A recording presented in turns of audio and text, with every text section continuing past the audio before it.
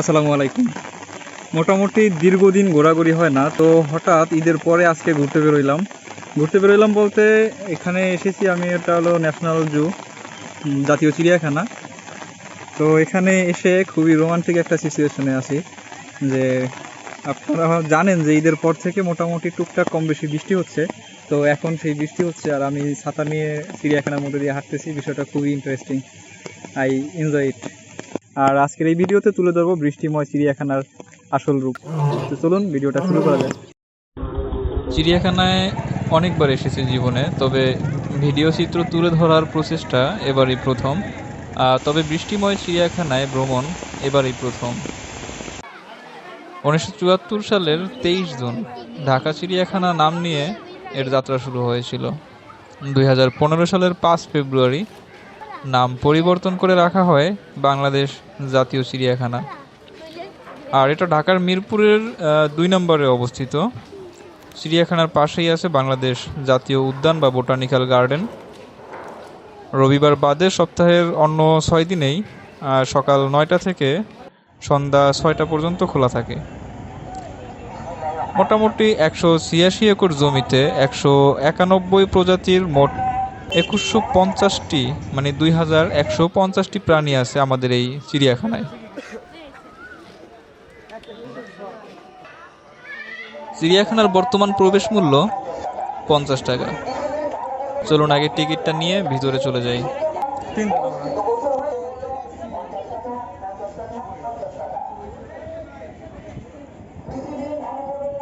ঢোকার পরে হাতের ডান দিকে বের হওয়ার গেট, আর সামনেই তথ্য কেন্দ্র, বাম পাশে আছে পাবলিক টয়লেট।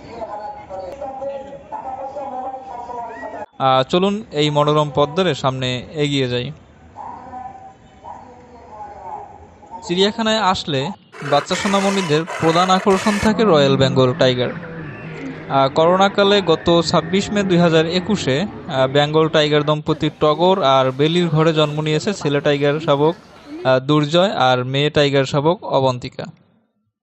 দুর্জয় আর অবন্তিকার নাম রেখে জন্ম নিবন্ধন করার অনুষ্ঠানটি কিন্তু বেশ ঘটা করেই অনুষ্ঠিত হয়েছিল রাজধানীর এই মিরপুরে। সোশ্যাল মিডিয়া কল্যাণে সেগুলো আমরা অবশ্যই দেখেছি। বর্তমান চিড়িয়াখানায় মোট বাঘের সংখ্যা আছে 11টি। বাহ, দেখুন তো রয়্যাল বেঙ্গল টাইগার, সে গোসল করতেছে।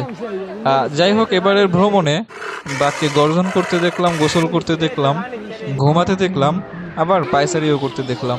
আচ্ছা চলুন এবার একটু সিংহ দেখে আসি। প্যান্থেরাগনের 5টি বৃহৎ বিড়ালের মধ্যে আকারে সিংহের অবস্থান দ্বিতীয়। সিংহের মূলত 2টি উপপ্রজাতি বর্তমানে টিকে আছে, একটি হলো আফ্রিকান সিংহ, অপরটি হলো এশীয় সিংহ। আমরা এখন আছি আফ্রিকান সাদা সিংহের সামনে।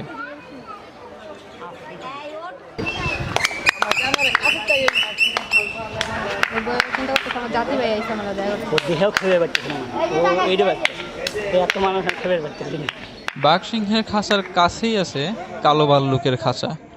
কালো ভাল্লুকের সাথেও কিছুটা সময় খুনসুটি করলাম, যদিও এরা খুব ভয়ানক। তবে ছোটবেলায় 2 বন্ধুর গল্প সে তো জানাই আছে, কি বলেন?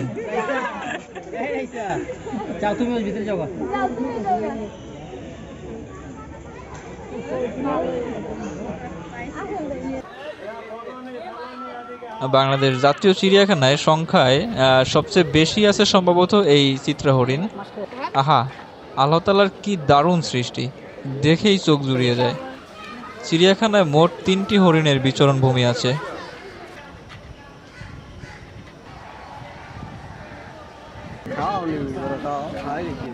এমন দারুণ সুন্দর প্রাণীটি হাতে ছুঁয়ে দেখার লোভ কি করে সামলাই বলুন তো। যাই হোক, এবার আমরা চলে যাব জিরাফের খাঁচার কাছে।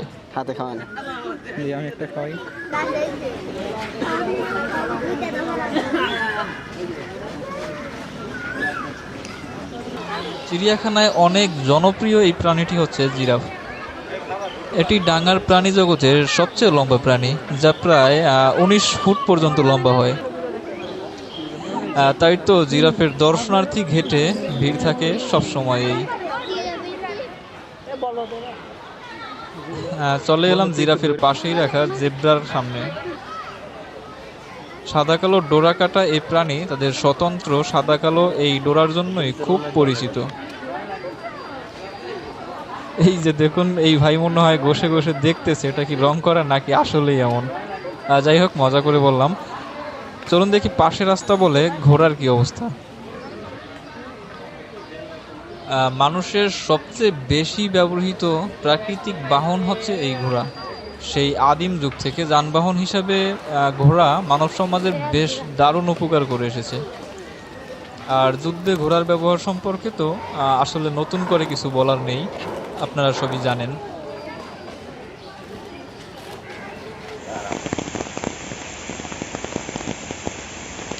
চিড়িয়াখানার একমাত্র খোলামেলা প্রাণী হলো এই কুকুরগুলো, আর বাকি প্রাণী সবই মোটামুটি কম বেশি আবদ্ধ থাকে।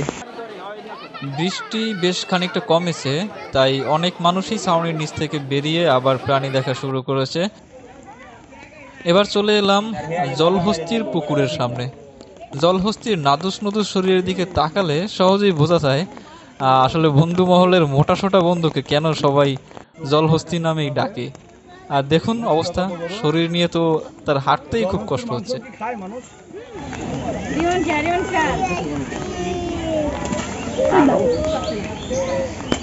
শরীর এত বড় যে শরীর টানাই তার কষ্ট।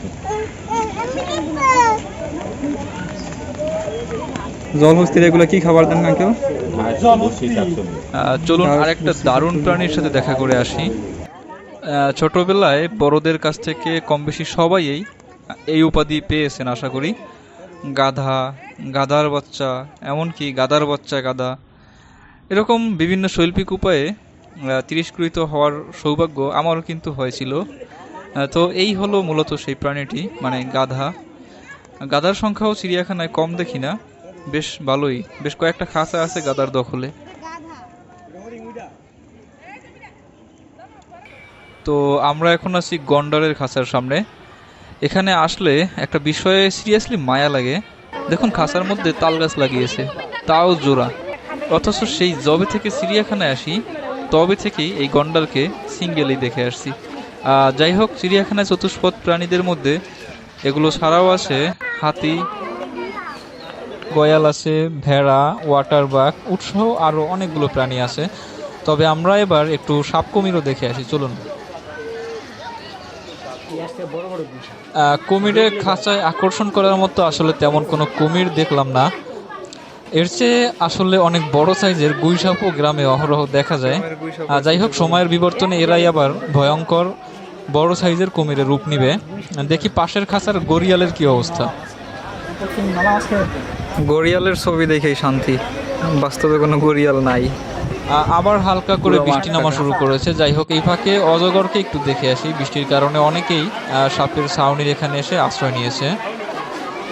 আমার কাছে একটা ছোট্ট ছাতা আছে, তাই এখানে আশ্রয় আসলে আমার জন্য শোভা পায় না। তাই আসলে আমি এখন চিড়িয়াখানার ভিতর দিয়ে বৃষ্টির মধ্যে হাঁটবো কিছুক্ষণ। চিড়িয়াখানার ভিতরে দুটো দ্বীপের মতো করা হয়েছে, একটা নিঝুম দ্বীপ আর একটা উৎসব দ্বীপ। এগুলো মূলত বিভিন্ন পার্টিতে বা বিভিন্ন অনুষ্ঠানে ভাড়া দেওয়া হয়। দুটি পিকনিক স্পট ভাড়ায় পাওয়া যায়, উৎসব ও নিঝুম দ্বীপের ভাড়া। খুব সম্ভবত যথাক্রমে উৎসবের ভাড়া 10,000 টাকা এবং নিঝুম দ্বীপের ভাড়া 6,000 টাকা। টাকা পয়সার বিষয় তো এটা সময়ের তালে তালে পরিবর্তন হয়ে যেতে পারে, তাই ভাড়া নেওয়ার আগে একটু খোঁজখবর নিয়ে নেবেন। প্রথমে ভেবেছিলাম খুবই হালকা বৃষ্টি হবে, কিন্তু এখন দেখি ভালোই ঝুম বৃষ্টি হচ্ছে। আর সত্যি বলতে চিড়িয়াখানায় এসে এরকম ঝুম বৃষ্টিও খুব ভালো লাগছে। তো আশা করি আপনাদেরও বিষয়টা ভালো লাগবে। পিকনিক স্পটের পাশাপাশি চিড়িয়াখানায় আছে একটি দারুণ শিশু পার্ক। এখানে বাচ্চা সোনামণিদের নিয়ে দারুণ কিছু সময় উপভোগ করা যাবে অনায়াসে। চক্রাকার একটি ছোট্ট ট্রেনও আছে, যদিও দীর্ঘ লাইন, তবুও সবাই খুব আগ্রহ নিয়েই দাঁড়িয়ে আছে।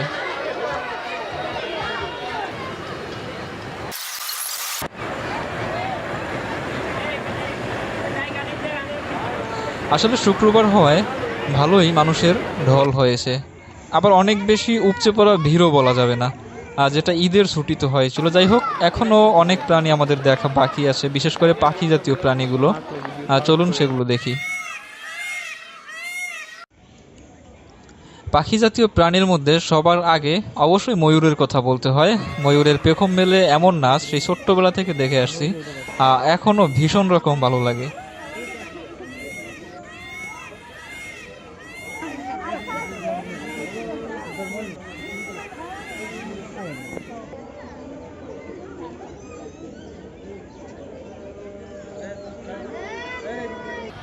প্রকৃতির ডাস্টবিন নামে পরিচিত এগুলো হচ্ছে মূলত শকুন।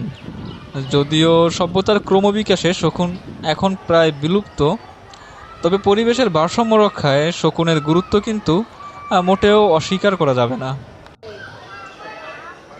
এই যে দেখুন, নিজের নামের যথাযথ প্রমাণস্বরূপ মাথায় টাক নিয়ে ঠিক মদনের ভঙ্গিতেই বসে আছে এই পাখিগুলো। এগুলো হচ্ছে মূলত মদন টাক। আসলে চিড়িয়াখানায় নানা প্রজাতির পাখি আছে। কালো গলা বক, শঙ্খচিল, বিভিন্ন ধরনের বাজ পাখি, ইমু পাখি সহ আরও অনেক প্রজাতির পাখি এখানে আসে। আরও একটি জাদুঘর আছে। যেহেতু জীবিত প্রাণী দেখেই সময় ফুরিয়ে গেছে, তাই আর জাদুঘরে আজকের মতো গেলাম না। তবে আপনাদের সময় থাকলে অবশ্যই ঘুরে আসতে পারেন। চিড়িয়াখানায় সুবিস্তৃত বেশ কয়েকটি লেক আছে, যেখানে দাঁড়ালে মৃদু বাতাসে প্রাণ জুড়িয়ে যায়। আরও আছে কৃষ্ণচূড়া সহ বেশ কয়েকটা জাতের ফুল। আর আমাদের জাতীয় ফল কাঁঠালের ফলনও বেশ চোখে পড়ার মতো, মাশাআল্লাহ। আসলে চিড়িয়াখানা অনেক বড় এরিয়া, প্রায় 186 একর জুড়ে বিস্তৃত। সেই সকালে এসেছি, এখন পড়ন্ত বিকেল। তবে যারা খাঁচায় থাকা প্রাণীর চেয়ে খোলামেলা প্রাণী দেখতে বেশি উপভোগ করেন, তারা অবশ্যই ঘুরে আসবেন গাজীপুরের বঙ্গবন্ধু সাফারি পার্কে। সাফারি পার্ক নিয়ে আমার ডায়েরিতেও একটি ভ্রমণ অভিজ্ঞতা আছে, আর ডিসক্রিপশনে সেই ভিডিওটা লিঙ্ক দেওয়া থাকলেও দেখে নিতে পারেন প্রয়োজনে। মোটামুটি 1 থেকে 1.5 মাস পরে আজকে ভিডিওতে এসেছি। আজকে ঘুরতে এসেছি আমাদের বাংলাদেশের জাতীয় চিড়িয়াখানা। তো সারাদিন চিড়িয়াখানায় ঘোরাফেরা শেষে আমাদের ভিডিওটি এই পর্যায়ে শেষের দিকে। যদি ভিডিওটি ভালো লেগে থাকে তাহলে একটি লাইক দিয়ে চ্যানেলটি সাবস্ক্রাইব করে রাখতে পারেন। দেখা হবে পরবর্তী কোনো ভিডিওতে। সে পর্যন্ত ভালো থাকুন, সুস্থ থাকুন। আসসালামু আলাইকুম।